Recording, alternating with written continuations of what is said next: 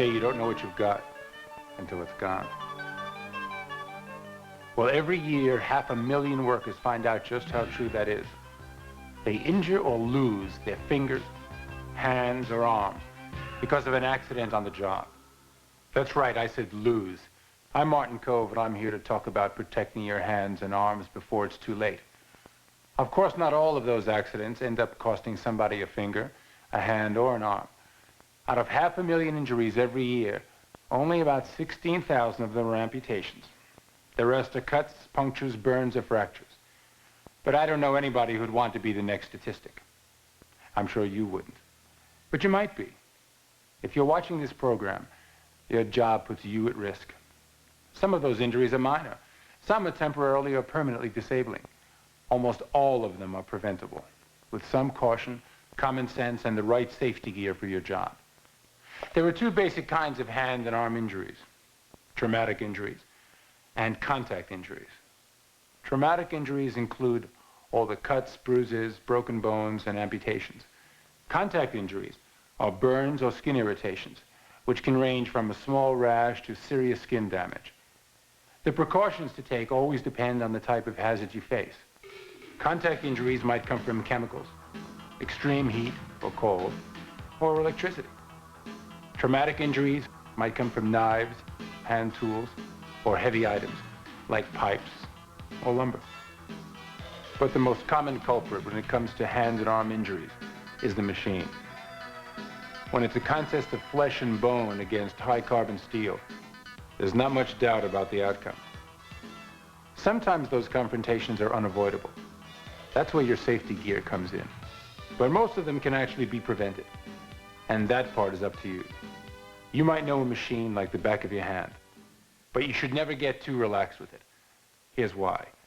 Most accidents are made up of two ingredients: the hazard plus somebody's carelessness. So being careful is the key to preventing an accident. When you're careful, you're in control of the machines you work with and your own safety. But trouble can start when you're in too much of a hurry and become reckless about what you're doing. Nobody wants to be slow, but too much speed can rush you right out of a job and into the hospital. Your supervisors want you to get the job done, but they want it done safely. That's why they've provided guards and other controls on your machine. Another cause of accidents is just plain daydreaming. We all do it sometimes, but this is not the right time or place.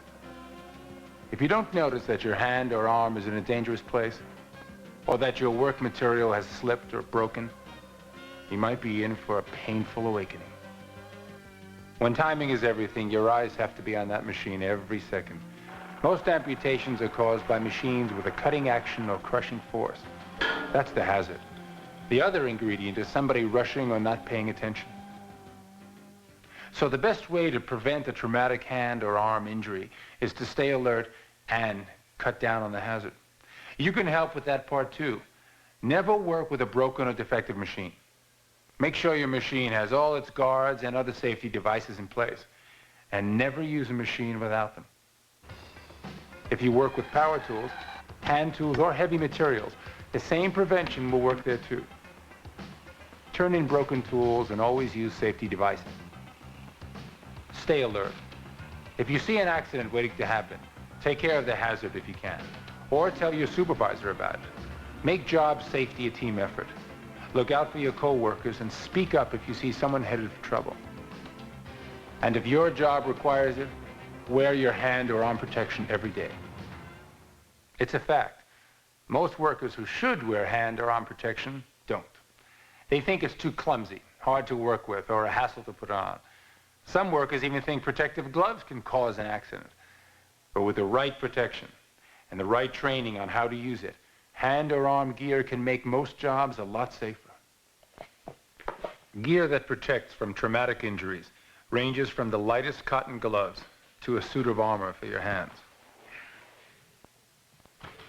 These cloth gloves are used to create better traction for workers who have to hold on to slippery objects, and for moisture absorption when worn inside a pair of rubber gloves. They protect against light scrapes and scratches, and they might help to keep your hands warm. but you can't expect them to do much more than that. For more heavy-duty protection against scrapes, rough surfaces, splinters, or sparks, a pair of tough leather gloves will do the job. They're good for welders, carpenters, and other people whose work can raise a good blister. Reinforced heavy rubber gloves are used for a combination of contact and traumatic hazards. And here's the toughest hand protection. Metal mesh gloves, used by mostly meat cutters to protect against knives, saw blades, and other sharp tools. Some lighter materials are cut resistant too. They're used for everything from food processing to plastic manufacturing. When we're talking about protection from contact injuries, safety gear is always a must. No matter how careful you are pouring acids or handling other chemicals, you need the right pair of gloves to protect your hands. Right is the key word here, especially when you're dealing with a chemical. If your gloves are made of the wrong material, the chemical you're working with might go right through them. So let your supervisor or safety manager choose the right gloves for you, and be sure you wear them every day. Some chemical workers also need the extra protection of a gauntlet-sized cuff, which will keep their arms safe from splashing. Or they might need to use a barrier cream under their gloves. Barrier creams provide extra protection against solvents, oils, and dirts. They're used like a hand lotion. Your supervisor will tell you if you need a gauntlet for arm protection or if you should use a barrier cream under your gloves. Make a habit of checking your gloves for holes, cracking, or other damage. Only gloves in tip-top condition will protect your hands against chemicals. So if you have any doubts, trade them in for a new pair. Sometimes even gloves that seem to be in good shape should be thrown away. No glove material will hold up forever. After a while, the chemicals begin to seep right through. Ask your supervisor or safety manager how long you can safely use the same pair of gloves on your job.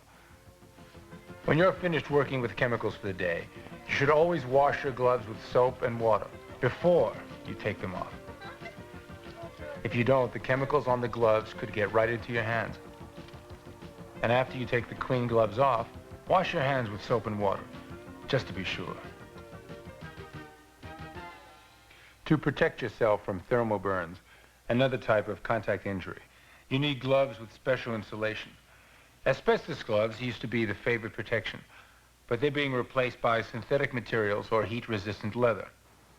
If your job hazard is contact with electricity, your life depends on you wearing the right safety gloves. Different gloves are made to insulate against different voltages. So be sure you wear the right gloves you need for your job's hazards. Electrical gloves have to meet standards set by OSHA, the Occupational Safety and Health Administration, and ANSI, the American National Standards Institute. All these gloves, whether they protect against traumatic or contact injuries, whether they're light or tough, leather, vinyl, or metal, they have a couple of important things in common. No matter what kind of gloves you need, they won't do the job for you unless they're the right fit for your hands. If a glove is too small, it can cause hand fatigue. If it's too big, it can be clumsy to work with and maybe even dangerous. That's how some gloves get caught up in machinery. So put some effort into getting a perfect fit. The other thing all safety gloves have in common is the person who makes them work. You. They only work if you wear them.